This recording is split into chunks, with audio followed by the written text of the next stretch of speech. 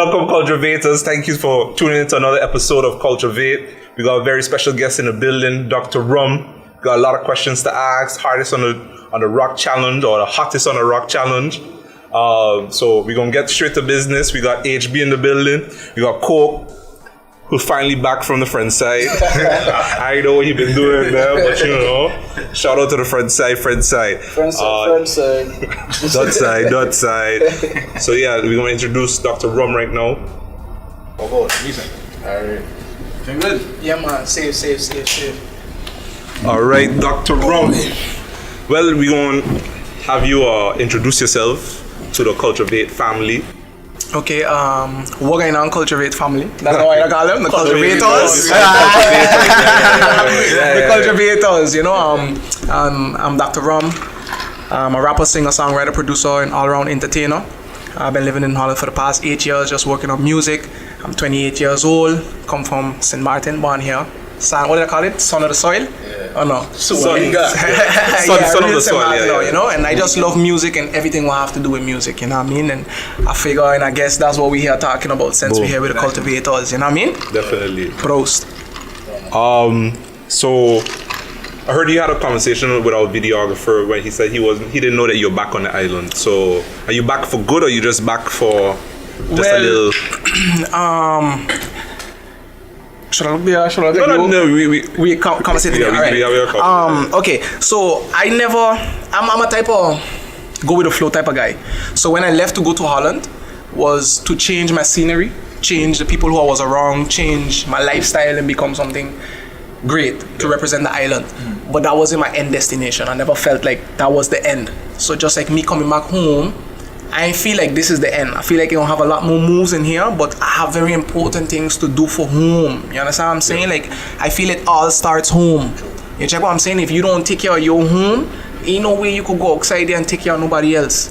You understand what I'm saying? So with all the things what I've accomplished throughout the years, and the 8 years I living in Holland, I still feel like, okay, look, I'm doing all these things great in Holland, but why do it for my home, dog? Yeah, definitely. You know what I mean? Why do it for my own island, you know? And I used to be a little upset about the vibes that the older heads used to be going BT or going wherever they go in the States and they never come back. Yeah. And here I was doing the same thing. Yeah. You understand what I'm saying? Yeah. But I was man enough to look myself in the mirror and ask myself the question, what are you doing for your home? Yeah. You understand what I'm saying? So I come back with a very big plan. I'll deal with my mom's first. Okay. You know what I mean? And that's personal things what I have to do, I feel I have to do.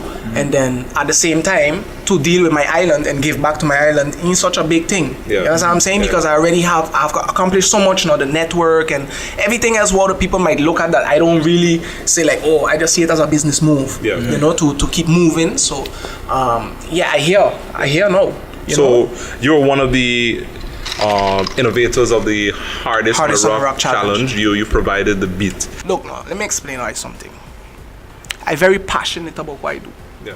You understand? And I feel that everybody could see that Yeah. by the way how I move, the things what I do. I left Holland to come back to St. Martin for the hardest on the rock challenge to push it to a level that I feel that I had the power to do so. You understand? I ain't taking away nothing from nobody, but I felt like I was in a position that I could make moves with the network that I have. And I feel from my perspective that I'm doing a very good job along with the people around me. You know, once again, shout out to Dollar. So so for me, we're gonna start with when St. Martin really get a hold of Dr. Rum, and I feel that was around when he was on The Voice, the Netherlands. That's the first time I've seen you around. Like, I don't know you, you don't know me, but I've seen you around. But Coakley. Let me ask, because you are a little younger demographic, right? You are no about Rum before you went on The Voice? Not really. But to be honest, I wasn't big on local rap scenes. Yeah. Okay. I knew like certain things from like talent show.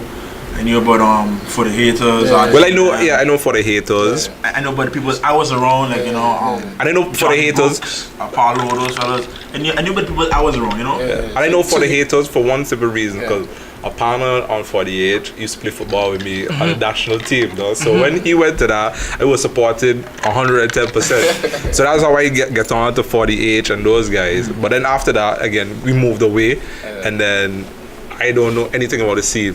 But I know I've seen you, seen Rum, but I didn't know he was doing this until The Voice. So let me ask you again. I'm going to quickly because again, he don't know Rum prior to The Voice, correct? Yeah. So you would think, based on this initiative from the Hardest on the Rap, it was a good move on his part because now it kind of caters to a younger demographic that didn't know, because our videographer was able to show who he was. I would assume I around the same age group.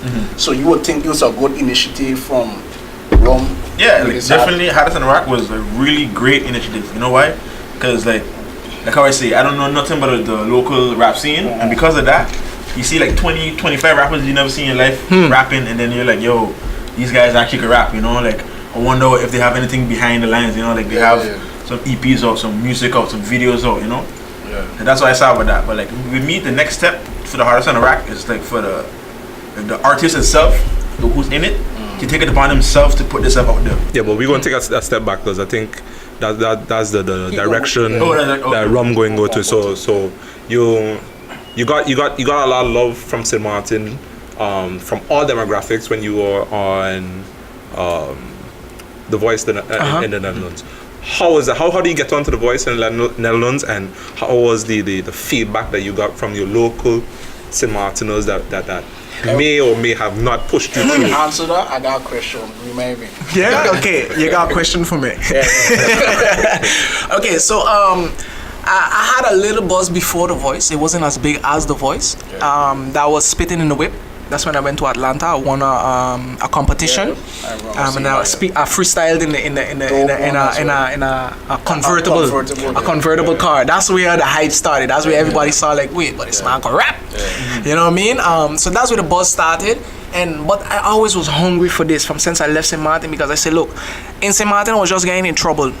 I was getting in problems. I finished school and I left, and I went to do a music school, and I was hungry. I was late for the audition, so I didn't get into the music school one time. So I had to do a bulk in the school, like a carpentry school, you know. And so I was hungry that whole time. So I was doing jam sessions and stuff like that, and I was just going hard, like people would adore. I cry long tears, like literally I cry for competitions I win and for not getting into the school and them type of things. And after that, someone saw me at a jam session, a scout from The Voice. They saw me and they asked the lady, the organizer from The Voice, for my number, and she told them no. She said, if you want to get Rum, you gotta go through me. But I was the same lady that brought me to Atlanta. And through her, I met Needles, which is the producer who did the song for Bruno Mars, Just the Way You Are, and for Cardi B and stuff like that. That's my boy. You know what I mean? That's my boy. We met through that in 2013. You know what I mean? So she brought me to Atlanta, and I did a lot of good projects. Met some good people that's in the network right now. And so they went through her, and she made sure that I had a good contract going into The Voice. Most people coming out from The Voice, when they get disqualified, or not with disqualified, when they get kicked out of The Voice, then they can't make any music for 1.5 years after The Voice. Oh wow. She fixed it with me that 3 months after the last Earth's Ending, the last episode, airing, I could start to bring up my own projects. Okay, so that spin-off, the whole drama between me and the girl in The Voice spin-off, and Skelet was actually the one who pushed it, and then the newspapers picked it up. I was always under the influence, like Rum. I'm tripping. I was always on the vibes of St. Martin, don't really support. You know what I mean? But really and truly, if you have a restaurant and your restaurant don't cook good food, and you ain't studying the craft of what people like to eat, how you expect to sell? You feel what I'm saying? So you gotta go out there and you gotta get that knowledge. Because I used to do everything from feeling, and that's the problem here. That is the problem. Everybody comfortable with doing that, but you need to understand what's an A minor and what's a G minor. And you need to know the tone ladder in that G minor. You gotta understand why when you shift a bass to that tone, why you're doing it for. And that's the reason I went through. Shout out to 187 and Odyssey, because they're the ones who give me the chance. You understand? They give me that opportunity, but I always used to do it from feeling, so I felt like I couldn't really voice my opinion because they're doing it longer than me. But I feeling this thing deep in my heart, you know. I feeling this thing deep down inside, but if I tell them it still don't have no worth. So what I need to do, I need to go out there and get that knowledge, brother. You understand? So when I went out there and I get that knowledge and this finally started to show me love, it almost felt like finally, man. You know what I mean? Because you're working so hard, brother. My first trophy I ever gave in my life was 5 years old. And it was interesting that you're mentioning that because we had a topic on one of our episodes in regards to do we find that local artists should depend on locals to support them, or they should find a different market outside of St. Martin to try to bring in their crowd? Because I had used you as an example when we were talking about the topic. I basically mentioned when you went on The Voice, I think that the St. Martin people were more behind you than when you actually was here. Yeah.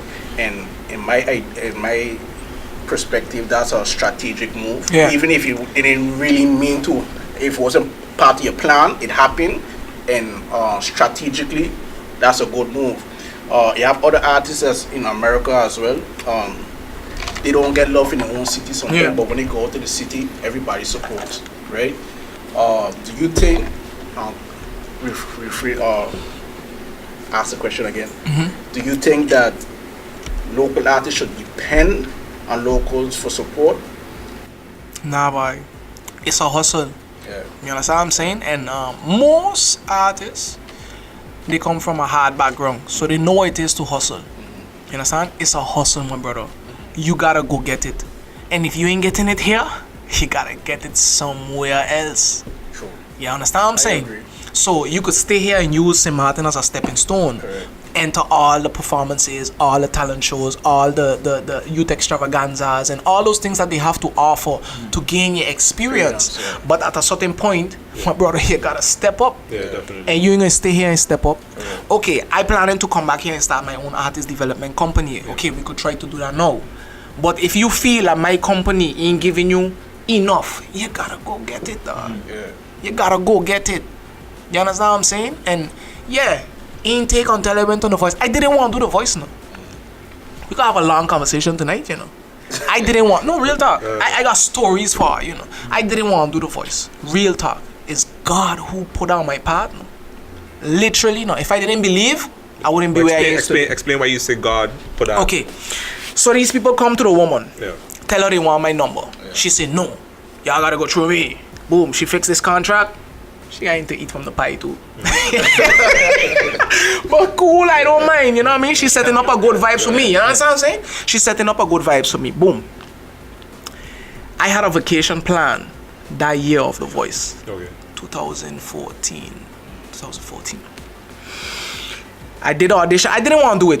When she asked me, she said, yo, this could be a good promotion plan for you and thing. I was like, nah, I ain't no singer. As a rapper, I ain't going in there to make a fool for myself. Yeah. Okay, boom, bam. She said, just go try out the blind auditions and let's see what's going on. I go in there, good vibes and everything, you know? They like the vibes. I went in and do my performance. I had to fill in this form. And in the form, had some days where you have to be available. But none of those days I would be available because I done had a vacation plan. Sorry. So, the lady come and she say, you know, these days, they fall out and thing. I say, I have a vacation plan. She say, if you get through to the blind audition, could you move it? I'm like, yeah, no problem. I know in my mind I couldn't move it. It was a Weddle deal. Yeah. You can't fix Weddle deals. Yeah. I just said that, you know, so we could keep it moving. And I don't want to do this. Yeah. Bear in mind, I don't want to do this. Yeah. Okay? Boom, we go through, bam. Dr.Rum going through to the blind auditions. I check it, what's going on? I don't want to do this thing. You know what I mean? I don't want to do this thing. Okay, I say, boy, you know what? I got bad news for you. I can't change the ticket. Okay, cool. We're going to pay for a new ticket for you. What? I'll turn that on. Oh, yeah. All you got to do is don't get burned up from the sun. Because we're going to tape you before you leave. And after you leave, you have to tape and you have to look like one day. Let me do this. Yeah, brother. Let me do this. You understand? That there, you cannot deny that. Yeah. If you throw that away, then I wouldn't get all of this. Exactly. You understand? So I go with my gut feeling. And I was like, okay, you know what? I don't want to do this thing, but I going to give them the best blind audition that they ever see in their life. Yeah. And I promised her, that's what I put in my heart now. Yeah. My brother, before I went on a stage, I wanted to pee now. I promise I laugh. I wanted to pee. I tell the man, I say, listen, I done went to the bathroom 2 times. And none of us know. It's a full crowd, you know what I mean? You got about what, 2,000-3,000 people inside of the stadium alone and 1.3 people looking at it on 1.3 million people looking at it. Plus. Okay? I say, this was the last time now. I say, hey, listen, Robin, ik moet naar de wc, man. I need to go to the bathroom. He like, sorry, boy, you gotta go up now. And he just poked the mic in my chest. Oh, I could have dead. Brother, I could have dead. I say, what? I say, I need to pee. He said, boy, sorry, you need to go. So now I had to write something before because if everybody see the blind audition, you see me say something before. Not everybody do that. So I had the opportunity to do that. So I write out a nice text and thing. Boy up there, I can't remember that text. That thing just went off. Yeah. So that's the text was now famous and thing and okay, cool. I didn't want to do it. The Lord put it in front of me and I rock it. Now my blind audition is the most viewed blind audition from that season with more than 16 million views, my brother. That's a lot, bro. You understand what I'm saying? That's blessings from God. He ain't got nothing to do with me. Real talk, that ain't got nothing to do with me because from there, that was my CV. You understand what I'm saying? So from there, after that, we was on the Jandino show. That's the biggest comedian in Holland. He was in his show for 12 years. Together with the Refresh Orchestra is the lead vocalist from a 16-man orchestra from Rotterdam, one of the baddest orchestras. That's what we want to bring here for the carnival. Alston, I hope you're listening to this. You know what I mean? So, my brother, so that's the way God put things on my path and he made me feel it from the gut. And everything I do is from the gut. My brothers, I just want to make that clear. I'm very passionate about what I do. I'm very passionate and I really want to make that clear. You know what I mean? And okay, I might get alkaline sometimes, but it's only because of the love what I got for this thing. So we fast forwarding from 2014 to 2018 now. Dollar G puts out on Facebook, who is the hardest rapper on St. Martin? Yes. He asked for a beat from, I believe, Zavo and yourself. Zav. Not from me. He didn't ask from me. He didn't ask from you. He was in a conversation with Zav, and I watched the conversation. The only reason I was intrigued into that whole conversation is because 3 people tagged me, and he said, Rum don't rap no more. Okay. That's the only thing that grabbed my attention. He said, Rum don't rap no more. I like, what? And then I saw his conversation with Zav, and Zav told him, check your inbox, and 2 days passed, and I never saw anything. So I hit him up on my own. Like, yo, what going on?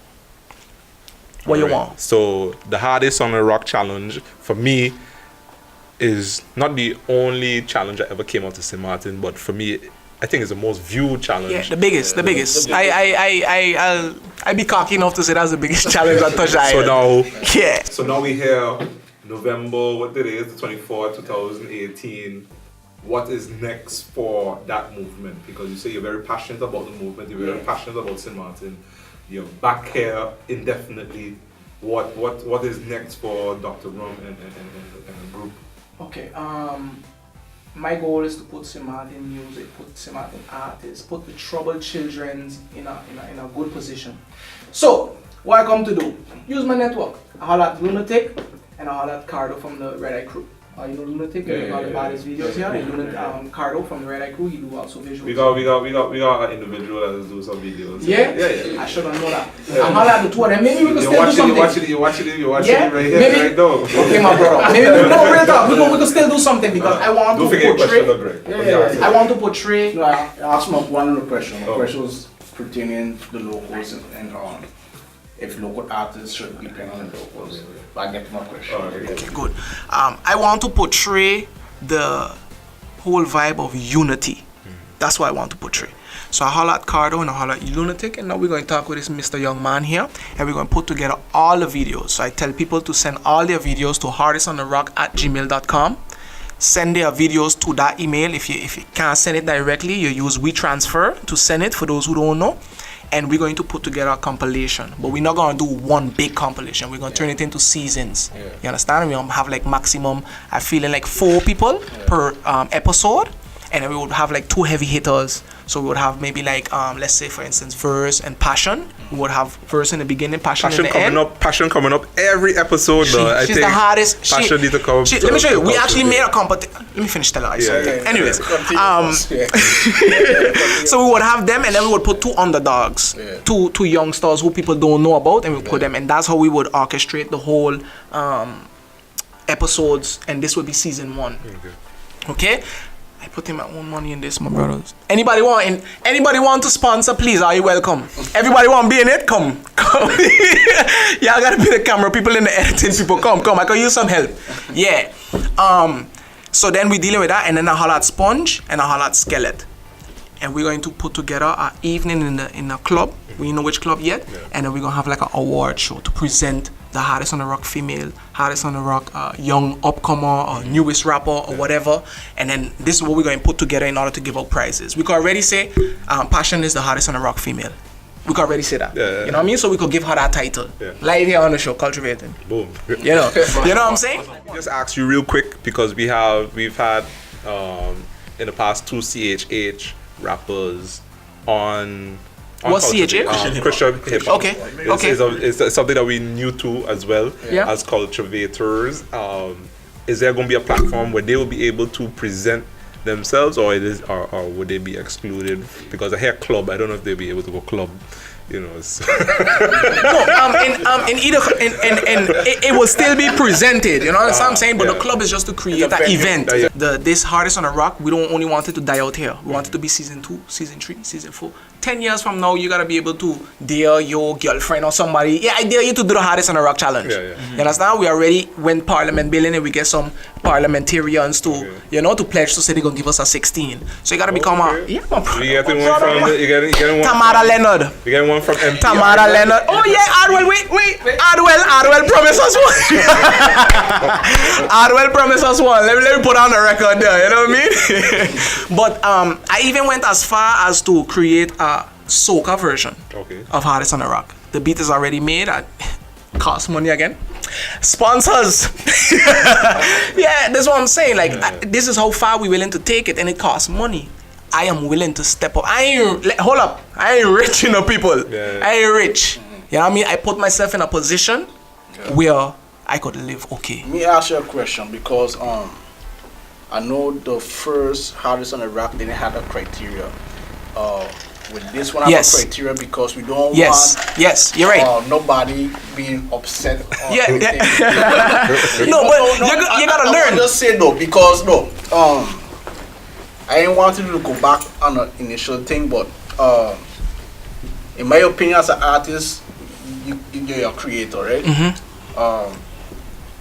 The thing, if I know I'm competing with a bunch of different artists, indirectly it's a competition, because everybody wants to prove something, right? You have to do something to separate yourself from others.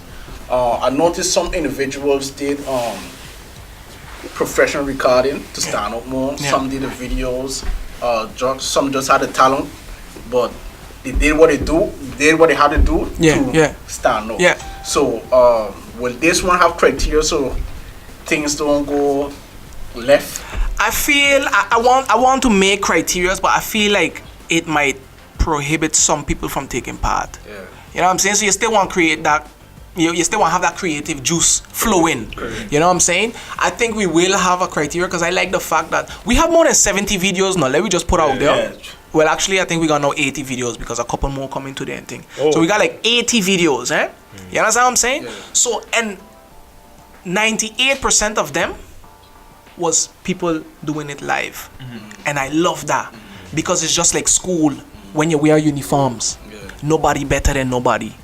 You feel what I'm saying? I hearing your raw talent. You're not more equal ground if you do it like that.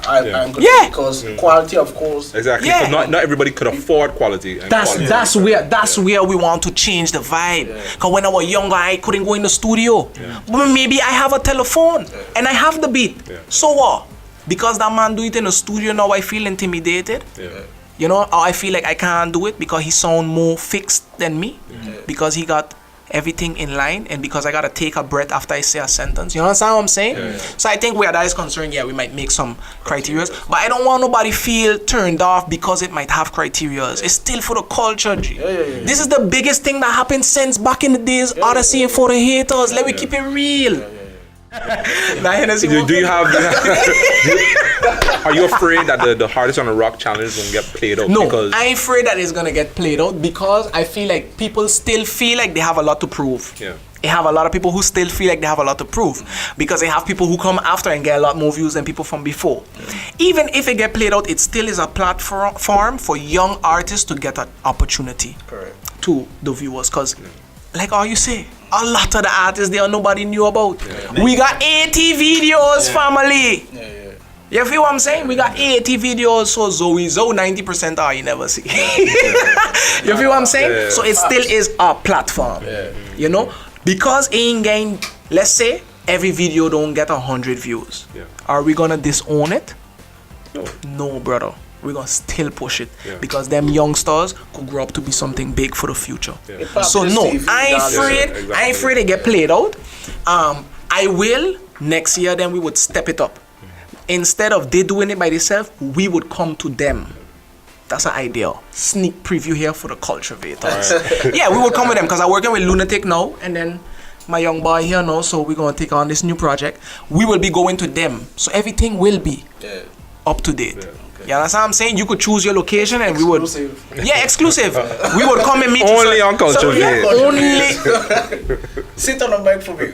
Only on Cultervate. Okay, then. Okay. So we're wrapping up now. And we ask all our guests this.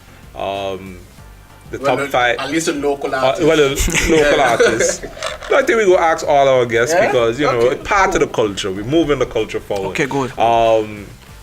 Your top 5 rappers, internationally or local, or if you want to do 5 international, 5 local, and then what you're listening to right now in your car that is not from the group and not from Dr.Rum. So, 5 of your best rappers.